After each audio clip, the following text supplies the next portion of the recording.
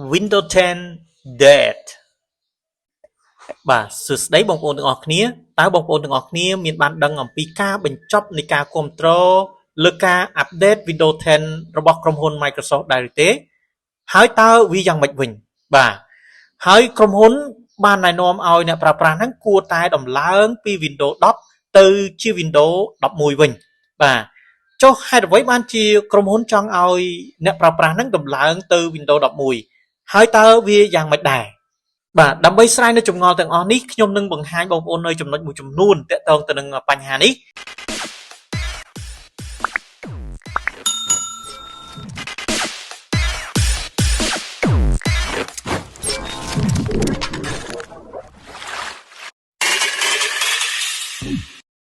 បាទបើយោងតាម website របស់ក្រុមហ៊ុន Microsoft បានលើកឡើងថា Windows 10នឹងត្រូវបញ្ចប់នៅការគ្រប់គ្រងនៅខែតុលាឆ្នាំ2025ពោលគឺបន្ទាប់ពីថ្ងៃទី14ខែតុលាឆ្នាំ2025តែម្ដងបាទអញ្ចឹងកាលពីម្សិលមិញណាថ្ងៃទី14បាទតើតើទៅនឹងការបញ្ចប់នៃការគ្រប់គ្រងនេះគឺក្រុមហ៊ុន Microsoft នឹងមិនផ្ដល់ការអាប់ដេតកម្មវិធីដោយឥតគិតថ្លៃជំនួយបច្ចេកទេសឬក៏ជួសជុលប្រព័ន្ធសុវត្ថិភាពសម្រាប់ Windows 10តទៅទៀតឡើយបាទអញ្ចឹងមានន័យថាក្រុមហ៊ុននឹងបញ្ឈប់ណាការគ្រប់គ្រងទៅលើការអាប់ដេតកម្មវិធីដោយឥតគិតថ្លៃបាទជំនួយការបច្ចេកទេសបាទហើយនឹងការជួសជុលសុវត្ថិភាពប្រព័ន្ធសុវត្ថិភាពសម្រាប់ Windows 10តទៅទៀតហើយបាទប៉ុន្តែWindows 10ដែលយើង